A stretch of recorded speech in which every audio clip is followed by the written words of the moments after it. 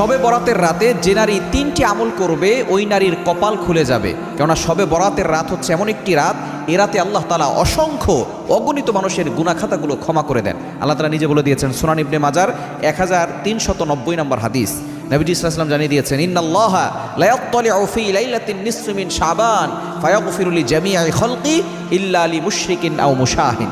এ রাতে আল্লাহ তাআলা সন্ধ্যার পরে মাগরিবের নামাজের পরপরই আল্লাহ পাক রব্বুল আলামিন মানুষের দিকে দৃষ্টিপাত করেন, প্রথম আসমানে চলে আসেন এবং আল্লাহ পাক রব্বুল আলামিন সকলের দিকে দৃষ্টিপাত করে সকলকে সাধারণ ক্ষমার ঘোষণা করে দেন। তবে দুই শ্রেণীর মানুষকে আল্লাহ ক্ষমা করেন না। এক নম্বর হচ্ছে যারা মুশরিক, আল্লাহর সাথে শিরিক করে। দ্বিতীয় নম্বর যারা মুশাহিন, যারা আল্লাহর সাথে হিংসা করে, মানে কারোর সাথে হিংসা পোষণ করে, এদেরকে আল্লাহ তাআলা ক্ষমা করেন না। এজন্য এই দুইটি কোয়ালিটি থেকে আমাদেরকে দূরে সরে আসতে হবে এবং নারীরা মা বোনরা 3টা কাজ করবে। এক নম্বর হচ্ছে আপনি আপনার প্রয়োজনীয় নামাজগুলো পড়বেন। প্রয়োজনীয় যে জিনিসগুলো আছে, সলাতুল হাজত, আপনি 2 রাকাত নামাজ